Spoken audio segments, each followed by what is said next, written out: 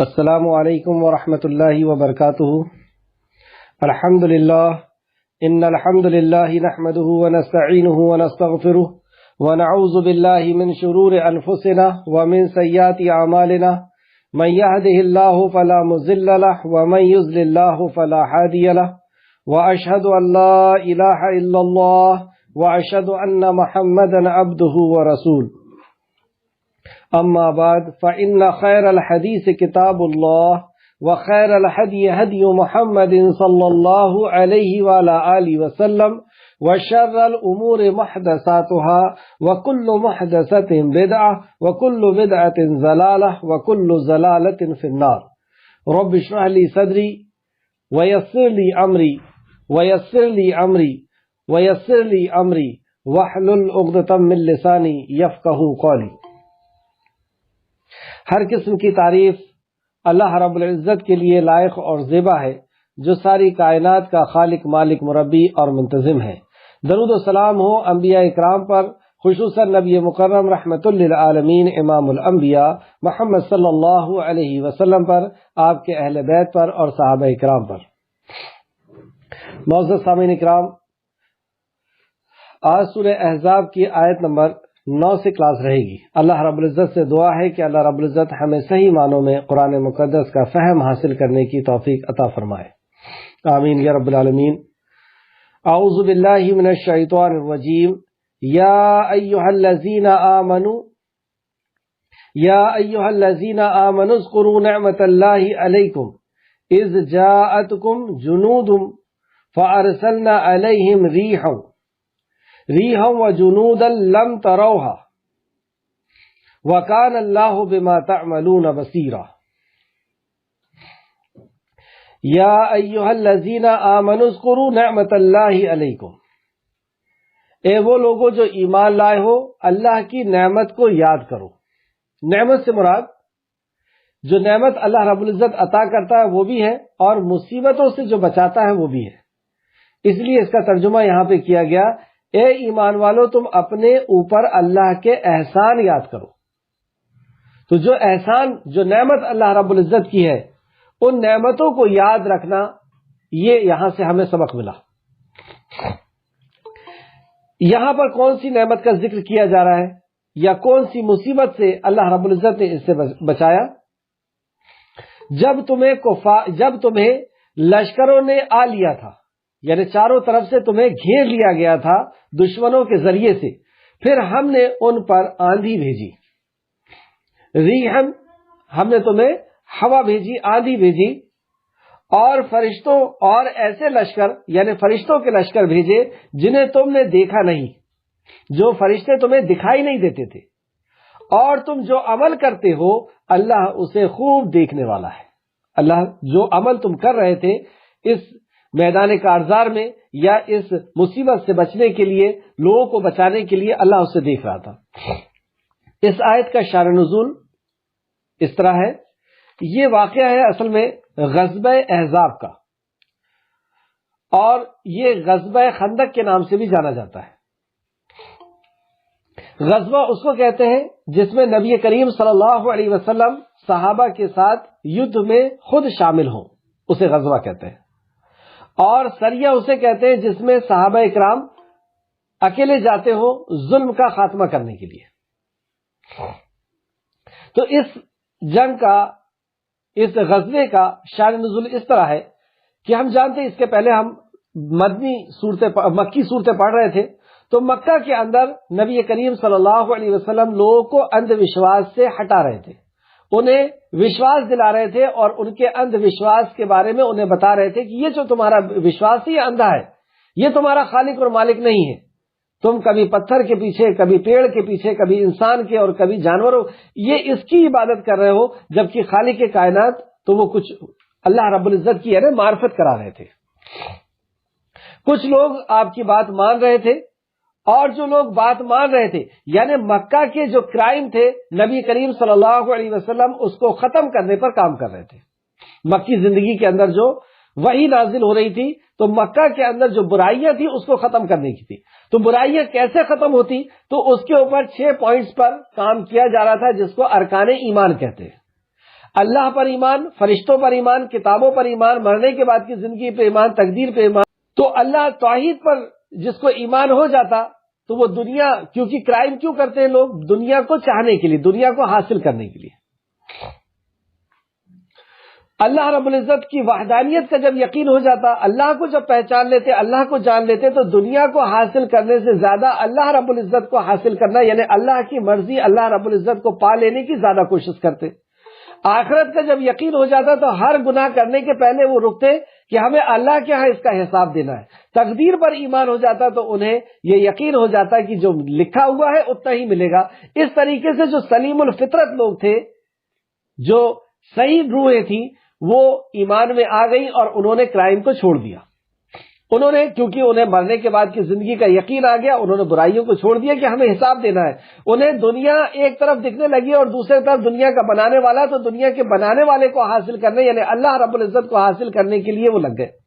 دنیا کی وقت ان کے نزدیک کم ہو گئی.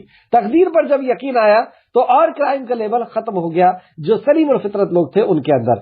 لیکن جو لوگ برائیاں ہی چاہتے تھے، جو آزادی ہی چاہتے تھے، جن کو شراب پینا اور عورتوں کے ساتھ بدتمیزی کرنا اور بیاج کا کاروبار چلانا، یہ ساری چیزیں جن کو پسند تھی، وہ ان لوگوں کو مارنے پیٹنے لگے اور مجبور کر دیا انہیں مکہ سے نکلنے کے لیے.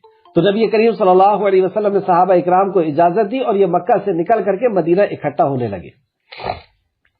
یہ لوگ مدینہ میں اکٹھا ہو گئے اور پھر آخر میں نبی کریم صلی اللہ علیہ وسلم کو بھی حکم دیا گیا اور آپ بھی مدینہ چلے گئے.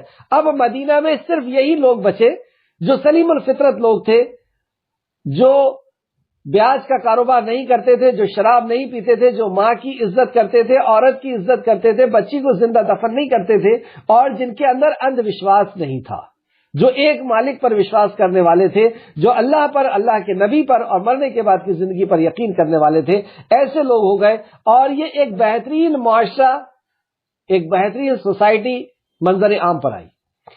لیکن یہودیوں کو یہ چیز برداشت نہیں ہوئی اور مشرکوں کو یہ چیز برداشت نہیں ہوئی کہ بیاج کا کاروبار نہ ہو، شراب نہ ہو، عورتیں نہ ہو. یہ زندگی کیسے زندگی؟ ایسی کوئی زندگی ہوتی ہے؟ تو یہ لوگ شوال 5 ہجری میں یہ واقعہ پیش آیا اور اس کا سبب یہ تھا کہ یہودیوں نے احد میں مشرکوں کی ناکامی دیکھی. احد، اس کے پہلے جو جنگ ہوئی ہے، جنگ بدر اور جنگ احد، تو جنگ احد میں جب یہودیوں نے جب ان کی ناکامی دیکھی مشرکوں کی اور مسلموں کی کامیابی دیکھی اور سنا کہ ابو سفیان اگلے سال پھر حملہ آور ہوگا، یعنی اس نے یہ وعدہ کر کے گیا کہ میں اگلے سال پھر سے لڑنے آؤں گا، تو یہودیوں نے ابو سفیان کے پاس جا کر کے، یعنی مشرکوں کے پاس جا کر کے، قریش کے پاس جا کر کے انہیں ہمت دی کہ چلو ہم بھی ان سے لڑنے کے لیے چلتے ہیں. اور تقریباً یہ 20 سردار تھے یہودی جو جا کر کے ابو سفیان کو یا قریش کو جا کر کے انہوں نے اکسایا جنگ کے لیے کہ چلو ہم تمہارے ساتھ جنگ کرتے ہیں. تو ابو سفیان اور مشرکین مکہ اس بات سے بہت خوش ہوئے کہ یہودی بھی ہمارے ساتھ لڑیں گے تو ہم تو ان کو ضرور ختم کر دیں گے. اس ویوستھا کو، اس دین کو ہم ویسی مٹا کر کے ختم کر دیں گے. اور اس سے ہی بس نہیں ہوا، یہ قریش اور بھی دوسرے جو عرب کے قبائل تھے، کیونکہ پہلے قبائلی نظام تھا، قبائلی گورنمنٹ یوں سمجھ لیجیے آپ، ہر اپنا قبیلہ ہے اور اس کی اپنی گورنمنٹ ہے، وہ اس کے حساب سے حکم چلاتے ہیں.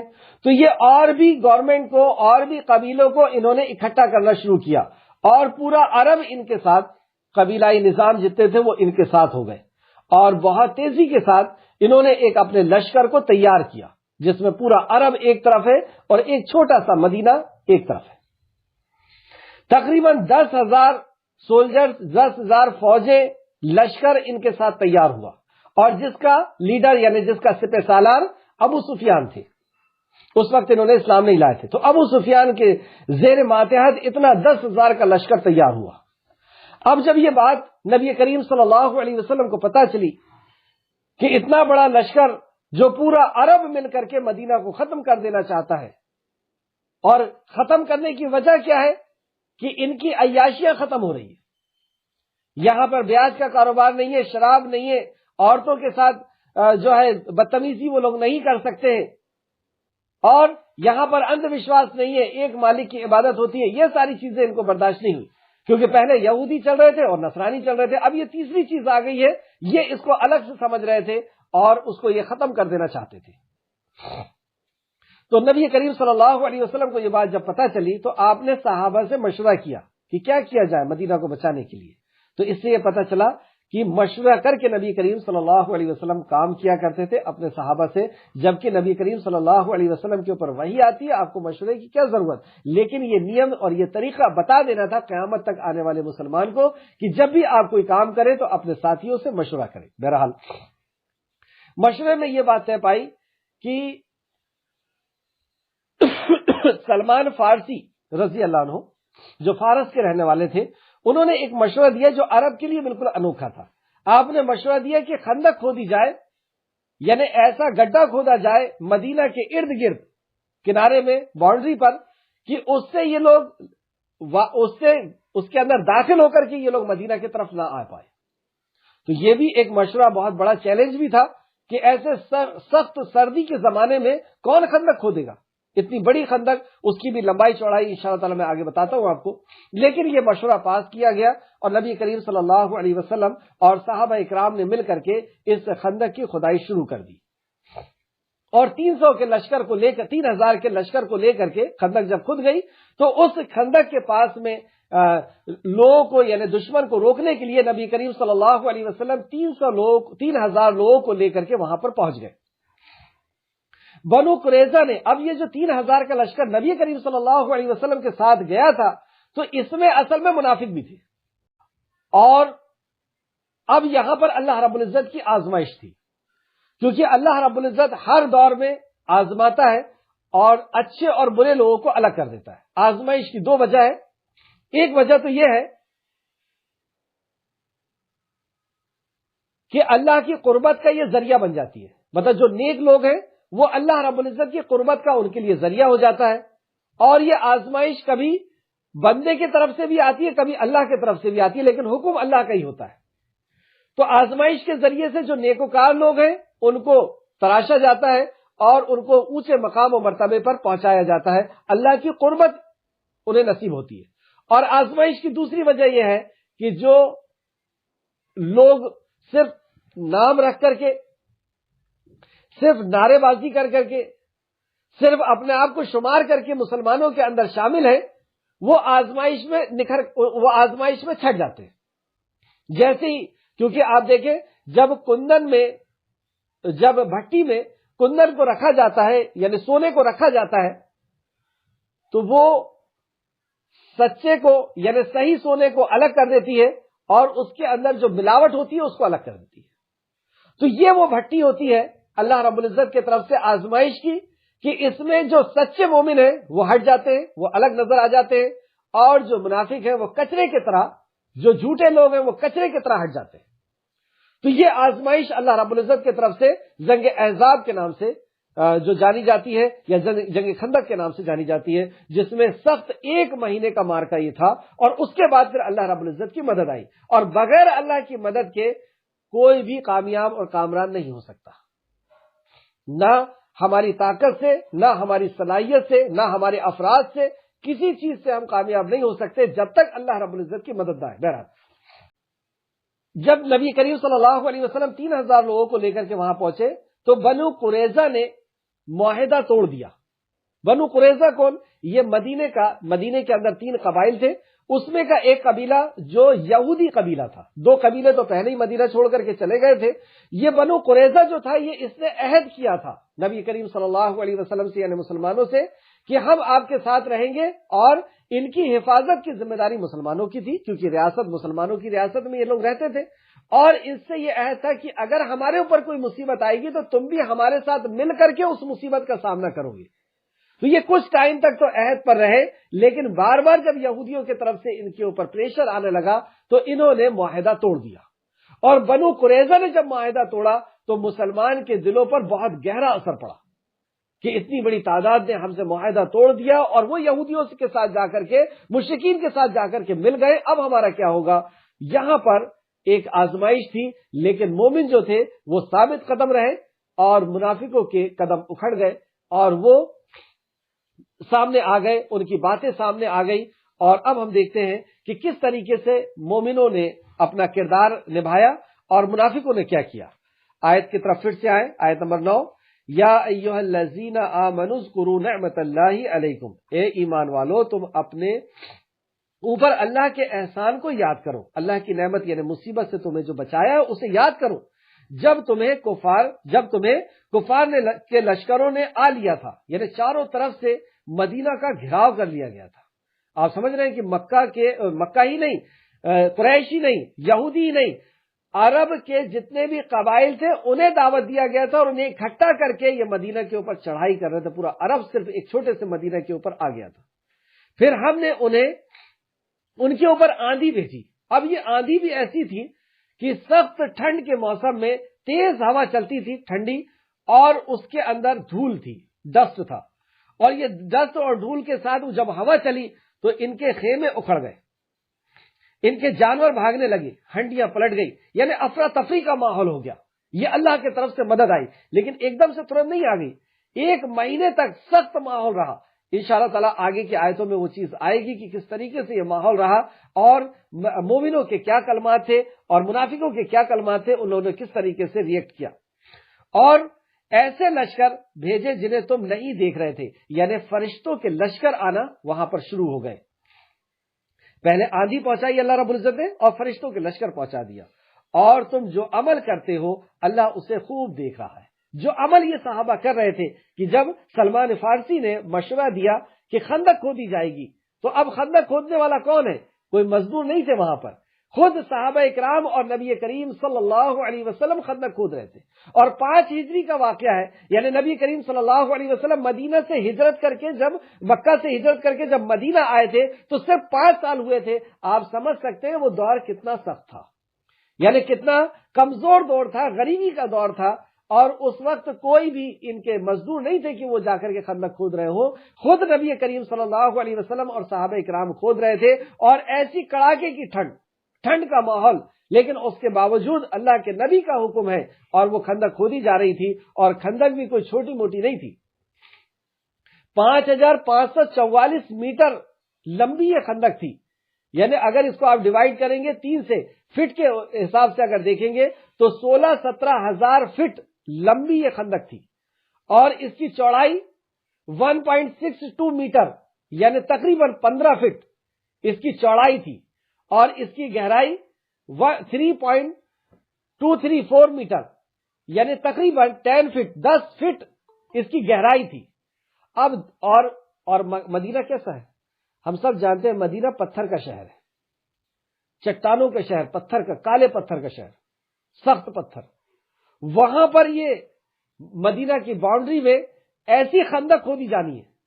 صحابہ اکرام بھوک کی وجہ سے، ایک تو نہ مزدور ہے اور نہ کھانے کے لیے کوئی چیز ہے، خود کھود رہے ہیں بھوک کی وجہ سے، اس قدر کہ ان سے کھودنے کی جو چیزیں ہیں، جیسے ہمارے علاقے میں گیتی وغیرہ ہوتی ہے، اٹھ نہیں رہی ہے، پیٹ اتنا خالی ہو گیا ہے تو پیٹ کو سنبھالنے کے لیے پتھر مان لیتے۔ اسی واقعہ ہوا کہ ایک بڑی چٹان لگ گئی اور صحابہ اکرام کے پیٹ میں پتھر بندھے ہوئے، وہ چٹان کسی سے ٹوٹنے کو تیار نہیں، اور ایک دوسرے کو دیکھ رہے ہیں کہ بھوک کے مارے یہ حال ہے کہ پیٹ میں پتھر بندھے ہوئے۔ نبی کریم صلی اللہ علیہ وسلم نے صحابہ کا یہ حال دیکھا تو اوپر سے کودے، آپ کے کودنے سے کرتا اٹھا، اور صحابہ نے دیکھا کہ نبی کریم صلی اللہ علیہ وسلم کے پیٹ میں 2 پتھر بندھے ہوئے۔ اور پھر جب آپ نے وہ نبوت کا ہاتھ، جب آپ نے اس میں ایک گیتی یا جو بھی چیز مارنے کی تھی ماری، تو وہ جو چٹان تھی وہ چورا چورا ہو گئی۔ بہرحال ایسے سختی کے ماحول میں، اور جب آپ مدینہ جائیں تو ضرور دیکھیے گا یہ خندق کو، ابھی بھی خندق کے کچھ نشانات ہیں وہاں پہ، کیونکہ یہ تھی ہی اتنی بھاری بھرکم۔ اب آپ سوچ سکتے ہیں کہ گہرائی جس کی 10 فٹ ہو، چوڑائی جس کی 15 فٹ ہو، اور لمبائی اس کی 16 یا 17 ہزار فٹ ہو، تو یہ باقی تو رہ نہیں ہے، اور یہ تو ایک نشانی ہے مسلمانوں کے لیے۔ بہرحال تو اللہ رب العزت یہاں فرماتا ہے اللہ اسے خوب دیکھ رہا ہے، جو تمہاری محنت تھی، جو تمہاری مشقت تھی، اور اس اسلام کو بچانے کے لیے، اس دین کو بچانے کے لیے جو تمہاری قربانیاں تھی، اللہ رب العزت اسے دیکھ رہا ہے۔ وَكَانَ اللَّهُ بِمَا تَعْمَلُونَ بَصِيرًا۔ جب دشمن تم پر تمہارے اوپر سے اور تمہارے نیچے سے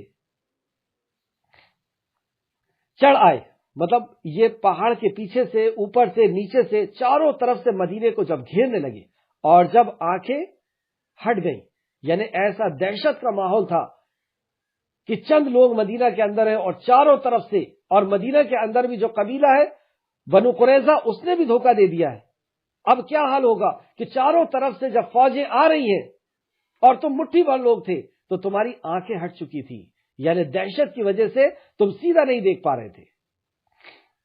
خوف اور دہشت کا یہ حال تھا، اور کلیجے حلق کو آ گئے تھے، ڈر کے دہشت کی وجہ سے کلیجے تمہارے حلق کو آ گئے تھے، اور تم اللہ کے بارے میں طرح طرح کے گمان کرنے لگے تھے۔ تو یہ کس کے طرف اشارہ ہے؟ منافقوں کی طرف، کہ وہ کیسے کیسے بہانے کرنے لگے تھے اور کیا کیا باتیں کرنے لگے تھے۔ اب ہم دیکھتے ہیں منافقوں کے کیا حال تھے۔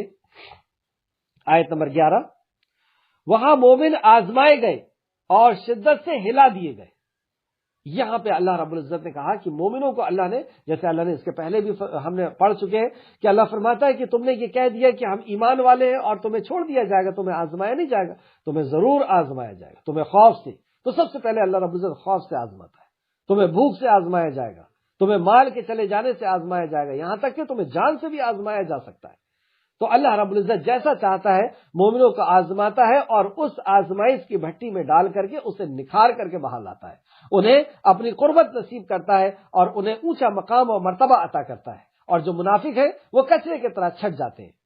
تو یہاں پہ اللہ فرماتا ہے وہاں مومن آزمائے گئے اور شدت کے سے ہلا دیے گئے، کیونکہ یہ شدت ایک دو دن، ایک دو گھنٹے کی نہیں، ایک مہینے تک اس ٹھنڈ میں خندق کھودنا اور ان لوگوں کا، یعنی دشمنوں کا، ان کا سامنا کرنا، اور وہ دہشت سے یہ لوگ جو تھے وہ کانپ گئے تھے۔ اور جب منافق، اب یہاں سے منافقوں کا معاملہ شروع ہو رہا ہے کہ ان کی کیا، ایسے ٹائم پر ان کی کیا حالت ہوتی ہے۔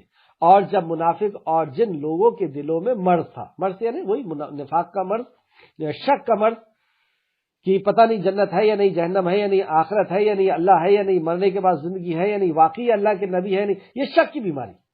اور جب منافق اور جن لوگوں کے دلوں میں مرض تھا، کہہ رہے تھے اللہ اور اس کے رسول نے ہم سے نہیں وعدہ کیا مگر دھوکے کا، اللہ اور اللہ کے نبی نے دھوکے کا وعدہ کیا ہے۔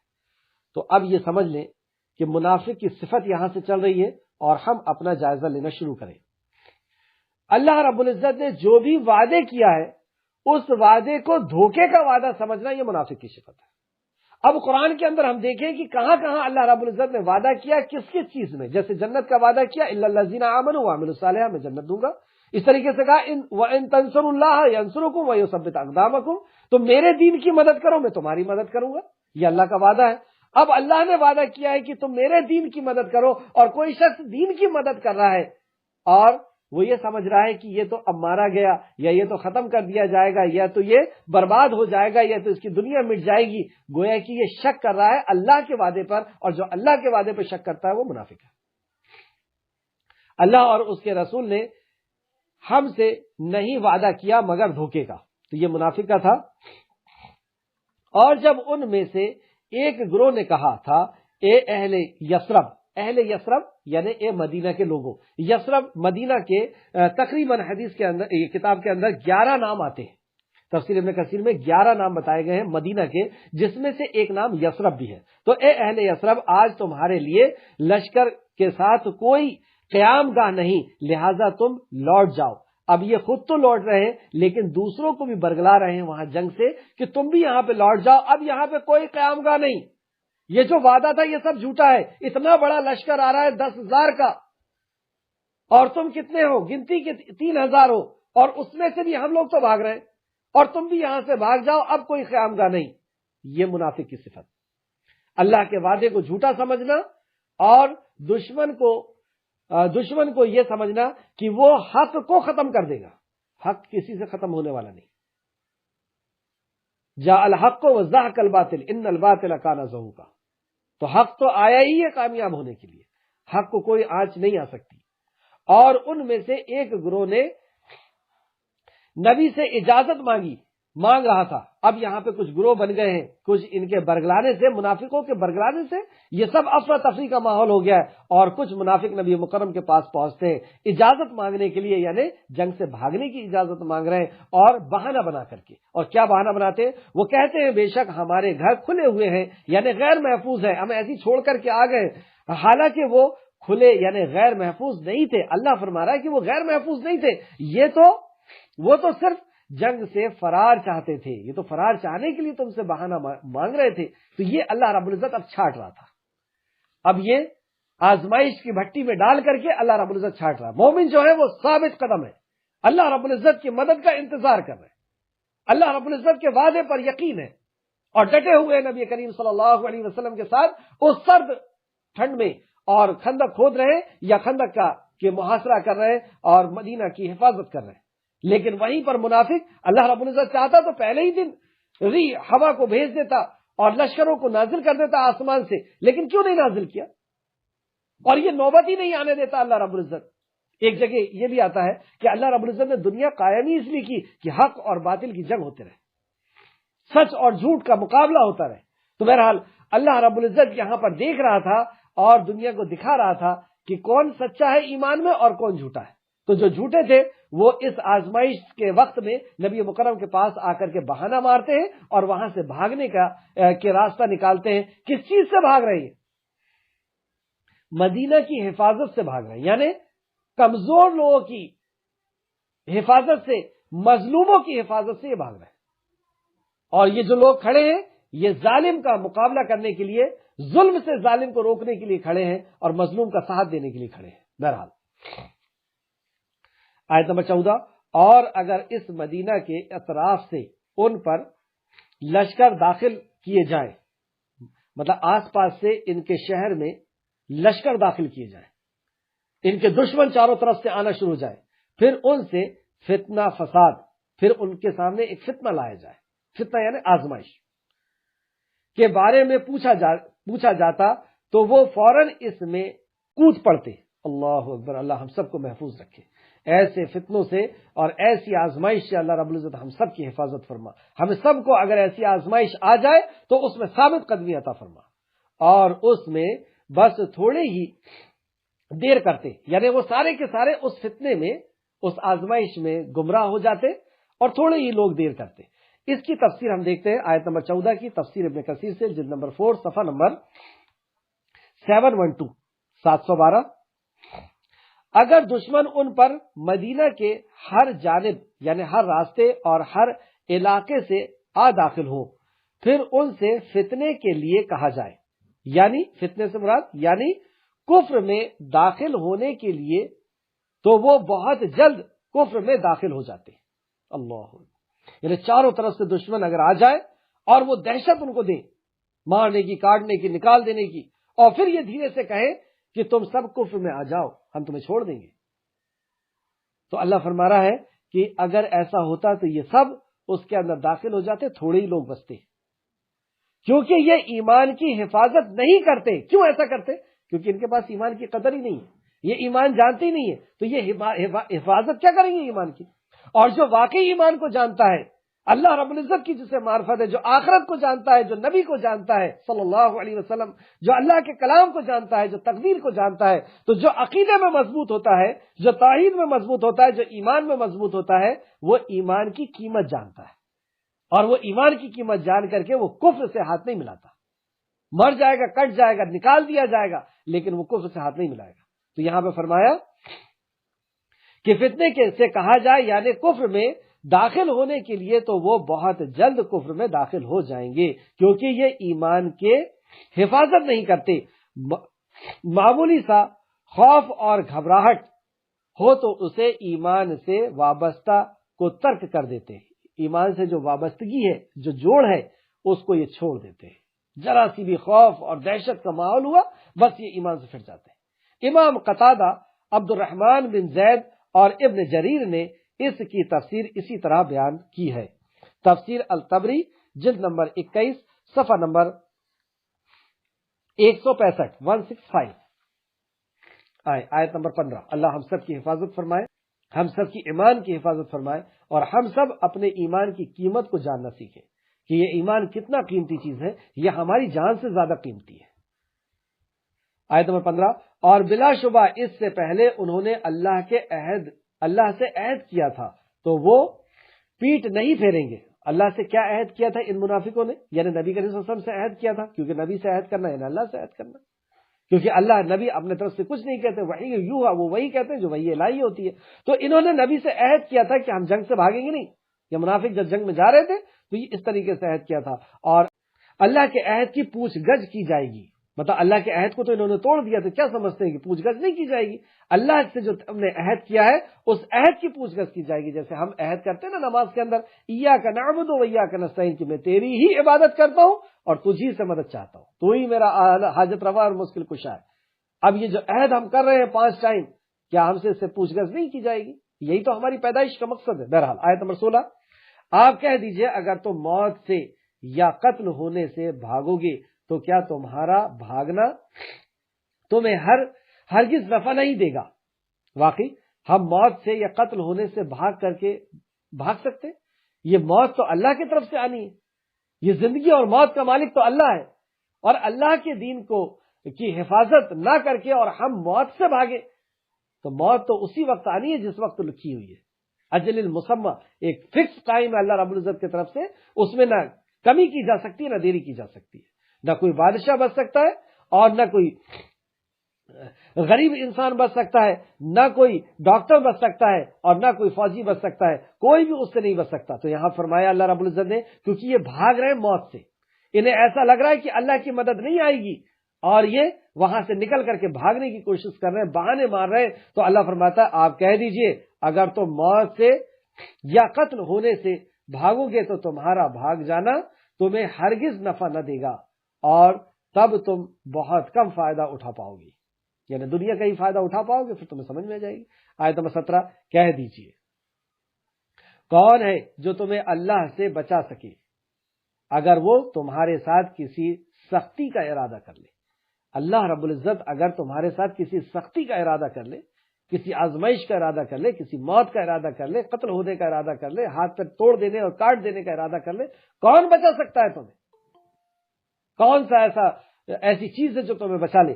یا وہ تم پر رحم کرے، یا اللہ اگر رحم کرنا چاہے تو کون ہے جو تمہیں اس رحم سے روک سکے، اللہ کے رحم سے روک سکے؟ اللہم لا مانع لما آتیت ولا موتی لما منعت ولا ينفع ذا الجد منک الجد۔ یا اللہ اگر تو عطا کرنا چاہے تو اسے کوئی روک نہیں سکتا۔ ہر نماز کے بعد ہم لوگ پڑھتے، لیکن ہم ترجمے کو سمجھ کر کے پڑھیں کہ اللہ تو جسے عطا کرنا چاہے پوری دنیا کی طاقت مل کر کے اسے روک نہیں سکتی، اور تو جس نعمت کو روک دے پوری دنیا کی طاقت مل کر کے اسے دے نہیں سکتی۔ تو یہاں پہ وہی چیز اللہ نے فرمائی، اور وہ اللہ کے سوا اپنے لیے نہ کوئی حمایتی پائیں گے اور نہ کوئی مددگار۔ اللہ رب العزت کے علاوہ نہ انہیں کوئی حمایتی ملنے والا ہے اور نہ کوئی مددگار ملنے والا ہے۔ یہ اس آیت پر اصل میں صحابہ کرام کا ایمان تھا، جیسا ایمان کا حق ہے۔ اسی لیے آپ دیکھیں گے کہ ایک چھوٹے سے چھوٹے لشکر بھی ہوا کرتے تھے اور وہ بڑے سے بڑے ظالموں کو اور ظلم کو ختم کر دیتے تھے۔ انسانیت اور پیس کا ماحول انہوں نے قائم کر دیا۔ آج بھی آپ ہسٹری اٹھا کر کے دیکھیں تو سب سے کم کرائم کس دور میں ہوا؟ کون سا ایسا دور تھا جس دور میں شراب، جوا، چوری، مرڈر، زنا ختم ہو گیا تھا؟ تو آپ دیکھیں گے کہ وہ صحابہ اکرام کا دور، اس کے بعد کا دور، اس کے بعد کا دور، اور وہی جو سلسلہ چلا آیا ہے۔ تو یہ وہ چیز تھی کہ انہیں یقین تھا اللہ رب العزت کی ذات پر، اللہ رب العزت کے کلام پر، اللہ رب العزت کے وعدے پر، اور اسی کے مطابق یہ ان لوگوں کا عمل تھا۔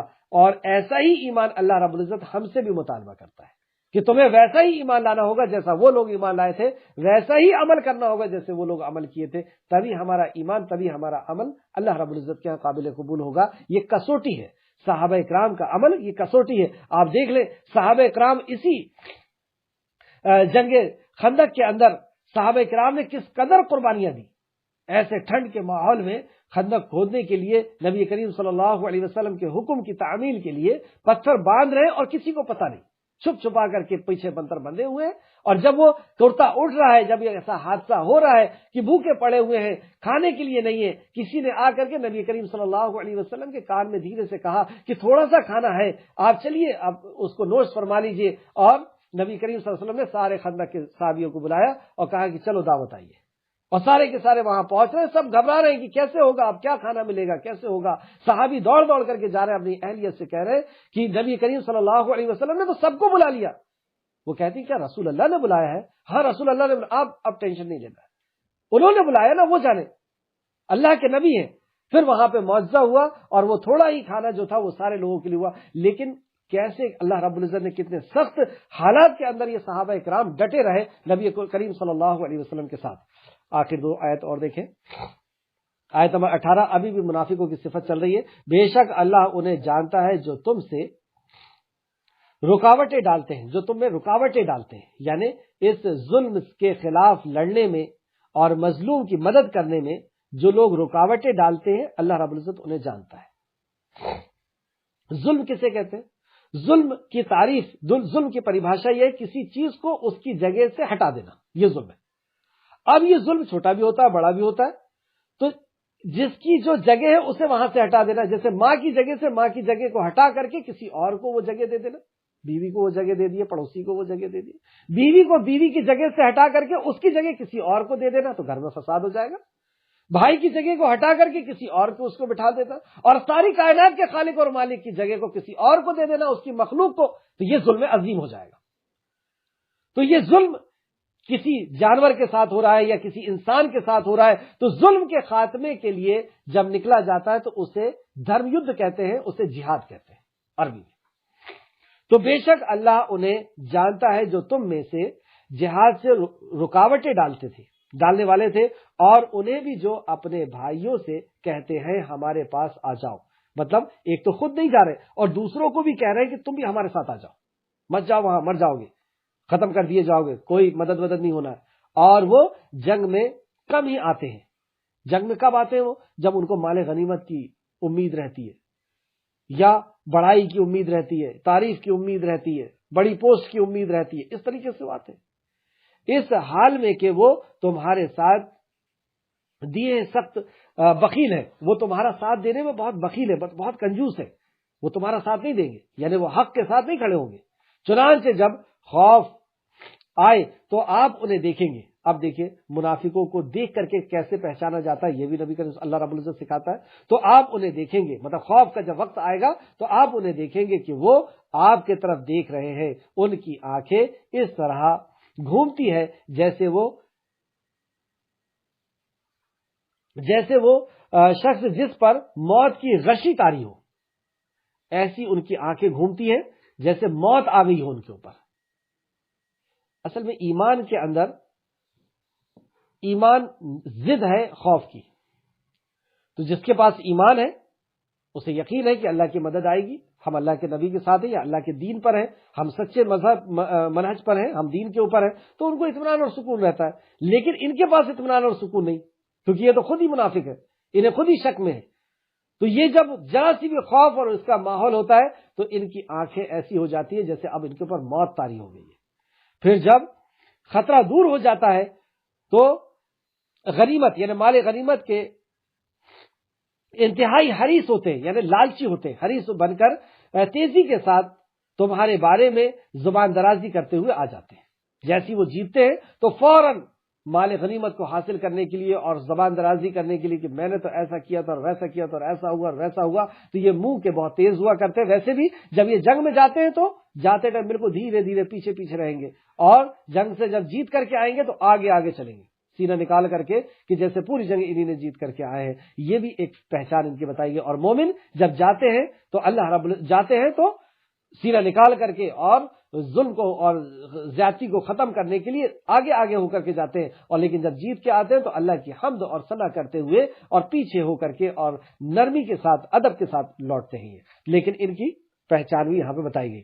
یہ لوگ ایمان لائے ہی نہیں تھے۔ اب دیکھیں منافقت کی سب سے بڑا گناہ، سب سے بڑا نقصان کیا ہے منافقت کا، جبکہ یہ جہاد میں گئے ہیں، یہ خندق میں گئے ہیں، وہاں پہ ہی رہے ہیں، اور ان کے ساتھ جب یہ بھاگ کر کے آئے ہیں اور وہاں سے جب بہانے مارے ہیں یا کچھ لوگ رک بھی گئے، ان کے حالات یہاں پہ اللہ رب العزت نے ذکر کیا آیت نمبر 19 کے اندر. یہ لوگ ایمان لا ہی نہیں تھے تو اللہ نے ان کے اعمال ضائع کر دیے، اور یہ اللہ کے لیے نہایت آسان ہے.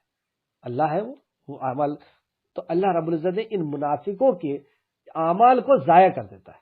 تو ہمیں چاہیے کہ ہم اپنے ایمان کا جائزہ لیں، ہم اپنے اعمال کے اندر دیکھیں کہ ایسے عمل تو نہیں ہے کہ جو منافقوں کے عمل ہیں. اگر منافقوں کے عمل ہوئے تو ہمارے عمل ضائع ہو جائیں گے. اللہ رب العزت نفاق سے ہم سب کو محفوظ رکھے، اور نفاق سے صحابہ کرام بھی چوکنا رہتے تھے. یہاں تک کہ آپ نے وہ مشہور حدیث سنی ہوگی عمر فاروق کی کہ وہ بھی منافقت کے تعلق سے ایک صحابی سے کہتے ہیں جو رازدار رسول تھے، منافقوں کے بارے میں جانتے تھے، کہ اے مجھے بتا دیں کہ کہیں میرا تو اس میں شمار نہیں ہے. تو منافقت سے بچنا یہ صحابہ کی سنت ہے. تو منافقت سے ہمیں بچنا ہے اور اس کے اوپر غور کرتے رہنا ہے کہ کوئی صفت ہمارے اندر ایسی تو نہیں کہ جو منافق کی آ گئی. مومن کی یہ پہچان ہے کہ وہ منافقت سے ڈرتا رہتا ہے کہ میرے اندر منافقت کی صفت تو نہیں آئی، اور منافق اطمینان میں رہتا ہے اور وہ یہ سمجھتا ہے کہ میں ہی مومن ہوں، میرے علاوہ نہیں ہے. تو بہرحال ہم منافقت کی صفت کو اپنے آپ دیکھتے رہیں اور اس کو اپنے آپ سے دور رکھیں، اور مومنوں کی صفت ہمارے اندر پوری کی پوری ہونا چاہیے. اللہ رب العزت سے دعا ہے کہ اللہ رب العزت ہمیں ثابت قدم رکھے. یہاں پہ ہم دیکھیں اللہ رب العزت نے فرمایا آیت نمبر 19 کے اندر، یہ لوگ ایمان لائے ہی نہیں تو اللہ نے ان کے اعمال ضائع کر دیے. تو ایمان نہ ہونا یہ بھی عمل کے ضائع ہونے کی ایک وجہ بنتی ہے. جس کے اندر ایمان نہیں ہے اس کا عمل ضائع ہو جاتا ہے. تو ایمان نہیں ہے یعنی جو منافق ہے اس کے اندر ایمان نہیں ہے. اور منافق کیسے پتہ چلے گا؟ ہم کسی کے اوپر منافقت کا فتویٰ بھی نہیں لگائیں گے، کیونکہ منافق دو وجہ سے ہوتا ہے، ایک عمل اور دوسرا اس کی نیت، اور نیت کا جاننے والا اللہ ہے. تو نیت اللہ رب العزت فرشتے کے ذریعے سے، وحی کے ذریعے سے نبی کریم صلی اللہ علیہ وسلم کو بتا دیتا تھا کہ فلاں منافق ہے. تو اب اس کے عمل اور اللہ کی وحی یہ دونوں مل کر کے ڈیسائیڈ کرتی تھی کہ ہاں یہ منافق ہے. اب ہم عمل کے اعتبار سے کسی کے اوپر منافق کا فتویٰ تو نہیں لگائیں گے، لیکن اگر منافقت کی کوئی صفت ہے تو ہم اسے ضرور بتائیں، اور اپنے اندر سب سے پہلے ڈھونڈیں کہ ہمارے اندر تو کوئی نفاق کی صفت نہیں ہے. جو سورہ بقرہ کی ابتدائی آیتوں میں منافقت کی ساری صفتیں میں نے آپ کو بتایا تھا، اس کے اوپر بھی آپ غور کریں. اللہ رب العزت ہم سب کو نفاق کی صفتوں سے بچنے کی توفیق عطا فرمائے. آخر آیت، وہ سمجھتے ہیں کہ لشکر گئے ہی نہیں. اچھا، ان کی ایک صفت یہ بھی ہوتی ہے کہ وہ یہ سوچتے ہیں کہ ایسا ہو ہی نہ کہ جنگ ہو، لشکر جائے ہی نہ، بھلی ظلم میں پٹتے رہیں گے، مرتے رہیں گے، لیکن وہ ان کی خواہش یہ رہے گی کہ لشکر نہ جائے. اور اگرچہ لشکر چڑھائی کرے تو وہ تمنا کرتے ہیں کہ کاش وہ شہرہ نشین دیہاتوں میں جا بستے ہوتے.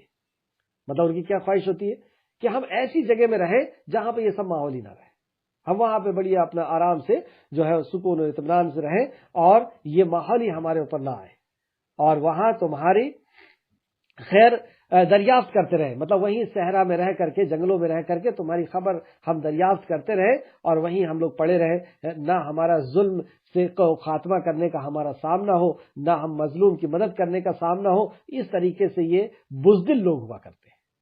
اور اگر وہ تم میں موجود ہوتے، یعنی ایسے دور میں ہوتے کہ جہاں پہ ظلم کا سامنا کرنا ہو، تو اگر وہ تم میں موجود ہوتے تو وہ دشمن سے لڑائی میں کم ہی حصہ لیتے.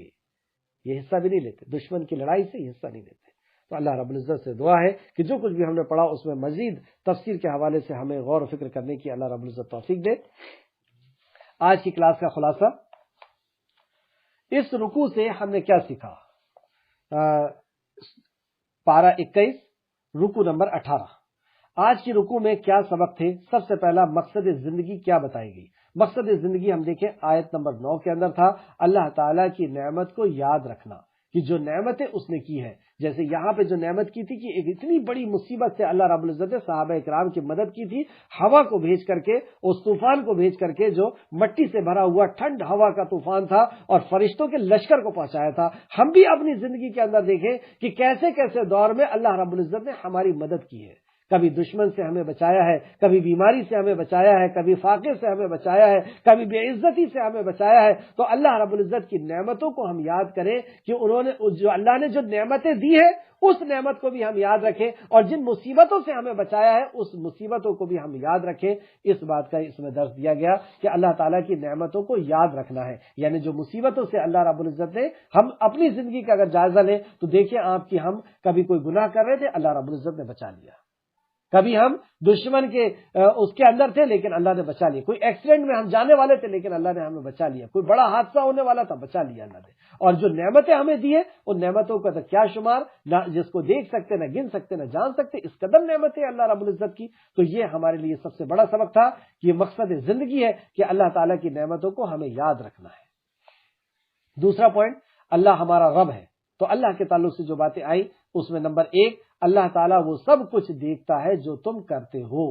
تو جو بھی ہم دین کو بچانے کے لیے، دین کی حفاظت کے لیے جو بھی ہم محنت کریں، جیسے انہوں نے دین کو بچانے کے لیے، دین کی حفاظت کے لیے ٹھنڈ کے موسم میں 1 مہینے تک، اور اس کے پہلے سے جو خندق کھودنا انہوں نے شروع کی تھی، اتنی لمبی چوڑی خندق، اللہ رب العزت اس کو دیکھ رہا ہے۔ تو یہ جتنی بھی محنت ہم کریں گے دین کو بچانے کے لیے، دین کی حفاظت کے لیے، اور آج اگر آپ غور کریں معزز سامعین، تو یہ دین جو آندھی اور طوفان کے حوالے تھا، وہاں سے نبی کریم صلی اللہ علیہ وسلم نے اپنے خون کو سینچ کر کے، اور صحابہ اکرام نے اپنی گردنوں کو گاجر اور مولی کی طرح کٹوا کر کے ہم تک اس دین کو پہنچایا ہے۔ وہ دین جو اس قدر محنتوں اور مشقتوں اور قربانیوں کے ساتھ ہم تک پہنچا ہے، وہ دین آپ کے اور میرے اس دور میں آ کر کے، ہماری چوکھٹ میں آ کر کے دم توڑ رہا ہے۔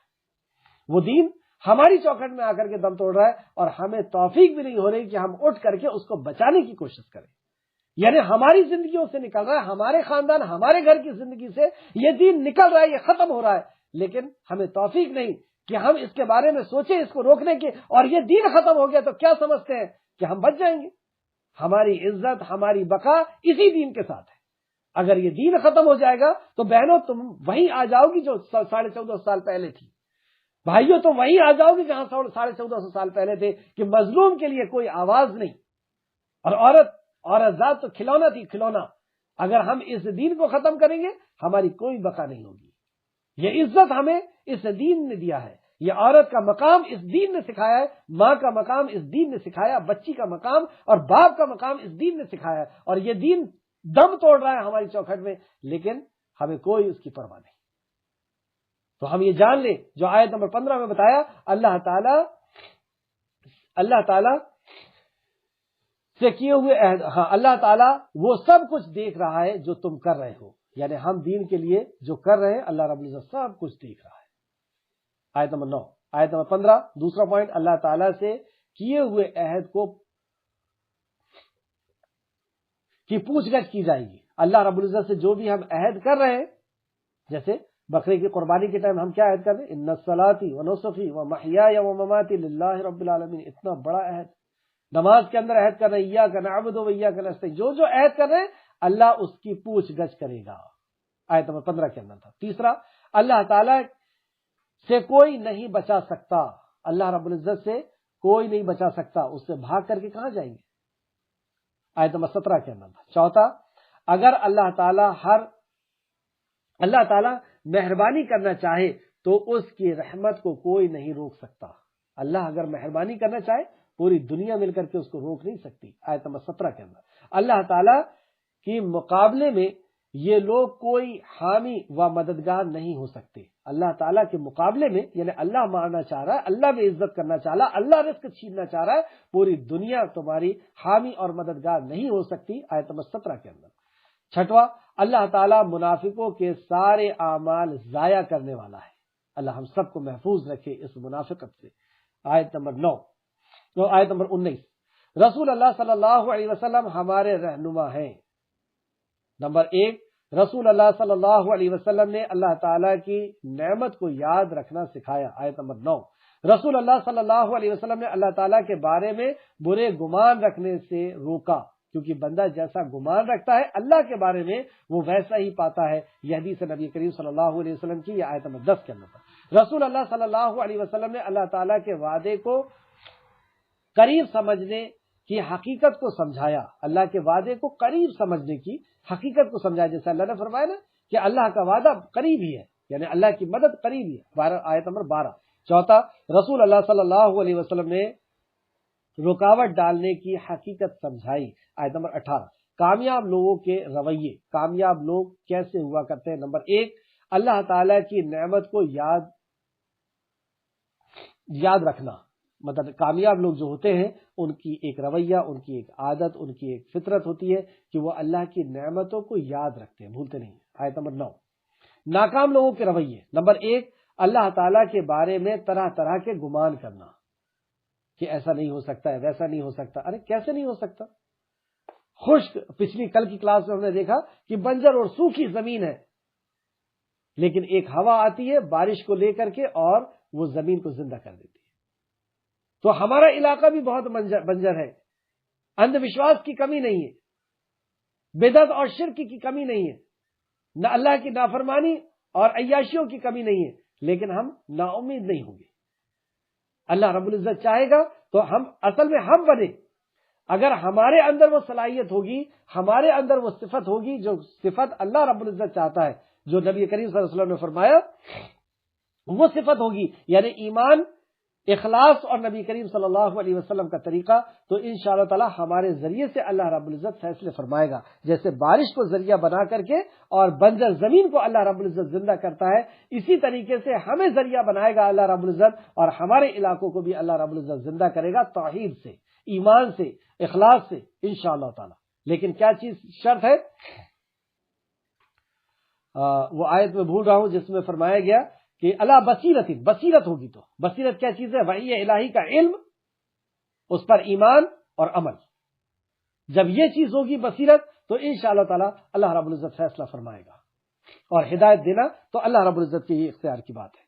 چلیں، ناکام لوگوں کے رویے، اللہ رب العزت ایسے ناکام لوگوں سے ہمیں بچائے اور ایسے رویوں سے ہمیں بچائے۔ نمبر 1، اللہ تعالیٰ کے بارے میں طرح طرح کے گمان کرنا۔ دوسرا، اللہ تعالیٰ اور اس کے رسول کے وعدے کو فریب سمجھنا، اللہ اور اللہ کے رسول کے وعدے کو فریب سمجھنا، یہ ناکام لوگوں کے رویے، یہ منافق کی صفت ہے۔ یہ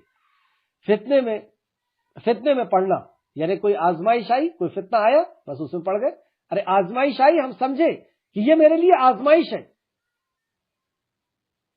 یہ عزت جو مجھے دکھائی جا رہی ہے یہ آزمائش ہے، یہ جو دولت مجھے دکھائی جا رہی ہے یہ کہیں آزمائش تو نہیں، یہ بچے جو مجھے دکھائے جا رہے ہیں یہ آزمائش تو نہیں، وہ فلاں مرد یا فلاں عورت میرے لیے آزمائش تو نہیں۔ تو یہ منافقوں کی صفت ہوتی ہے، یا ناکام لوگوں کی صفت ہوتی ہے کہ وہ فتنے میں پڑ جاتے ہیں۔ اللہ ہم سب کو محفوظ رکھے، ہم سب کو محفوظ رکھے۔ چوتھا، یہ آیت نمبر 14 کے اندر تھا، میدان جنگ سے فرار ہونا، 15 آیت نمبر 15 کے اندر تھا۔ اور پانچواں، رکاوٹیں ڈالنا، یعنی حق کے راستے میں حق کے کام کرنے والوں کے لیے رکاوٹیں ڈالنا، یہ آیت نمبر 18 کے اندر تھا۔ چھٹواں، فائدے کی حریص رہنا، یعنی دین کا کام، یہ لوگ میدان کارزار میں کیوں گئے تھے کہ جیسی مال غنیمت آیا بس دوڑ کر کے پہنچ گئے، تو فائدے کی یہ حریص رہتے ہیں، ان کا پورا دین کا کام کرنے کے پیچھے راز دولت، عزت، شہرت، یہی منافق کی صفت تھی۔ تو فائدے کے حریص رہنا، یہ آیت نمبر 16 کے اندر یہ پوائنٹ ملا ہمیں۔ آؤ کچھ کر لیں، یعنی آج کی کلاس میں ہمیں کیا عہد کرنا چاہیے، آج کی کلاس سے ہمیں کیا سبق ملتا ہے؟ عہد کے پابندی کرنی ہے انشاءاللہ تعالی، عہد کی پابندی کرنا، جو بھی ہم نے عہد کیا ہے اللہ سے، اللہ کے نبی سے، یعنی قرآن و حدیث کے ذریعے سے، نماز کے اندر جو عہد کرتے اس عہد کی ہمیں پابندی کرنا ہے، جو اللہ رب العزت نے وعدے کیے ہیں اس وعدے پر یقین رکھنا ہے۔ ان تنصر اللہ ینصرکم ویثبت اقدامکم، مجھے ایک وعدہ یاد آیا اس لیے میں نے آپ کو بتا دیا، اللہ وعدہ کرتا ہے کہ تم میرے اس دین کی مدد کرو، اسی دین میں اصل میں انسان کی کامیابی ہے، بقا ہے، اس کی عزت ہے، اس کی زندگی ہے، تو تم اس دین کی مدد کرو، میں تمہاری مدد کروں گا۔ منزل کہاں ہے تیری، یعنی اس رکوع کے اندر ہم نے کیا عہد کیا ہے، یا دل کے اندر کیا چیزیں ہماری اٹھنا چاہیے۔ نمبر 1، کیا میں نے اللہ تعالیٰ کی نعمتوں کو یاد رکھنے کا ارادہ کیا ہے؟ اگر کیا ہے تو ٹھیک ہے، نہیں کیا تو کر لیں۔ دوسرا، کیا میں نے اللہ تعالیٰ کے بارے میں برے گمان نہ رکھنے کا ارادہ کر لیا ہے؟ کہ برے گمان اللہ کے بارے میں نہیں کروں گا، اللہ جو چاہے وہ کر سکتا ہے۔ تیسرا، کیا میں نے یعنی اللہ نے جو وعدہ کیا وہ اللہ رب العزت وعدے کو پورا کرے گا۔ تیسرا، کیا میں نے اللہ تعالیٰ کے وعدے کو فریب جاننے کی حقیقت کو سمجھنے کا ارادہ کیا کہ فریب جاننا کیا ہوتا ہے، کیسے جانتے ہیں لوگ، کیسے مطلب اس سے گمراہ ہوتے۔ چوتھا، کیا میں نے رکاوٹ ڈالنے کی حقیقت کو سمجھنے کا ارادہ کیا، کہیں ایسا تو نہیں کہ انڈائریکٹلی اور نہ سمجھے ہوئے میں دین کے کسی کام میں رکاوٹ ڈال رہا ہوں، کوئی اور بھی کلاس چل رہی ہے وہ بھی قرآن پڑھا رہا حدیث پڑھا رہا اور میں وہاں سے روک رہا ہوں، کہیں نہ جانتے ہوئے کسی ادارے سے روک رہا ہوں، کسی کام سے روک رہا ہوں، کہیں ایسا تو نہیں کہ میں رکاوٹ ڈالنے والوں میں سے شامل ہو رہا ہوں۔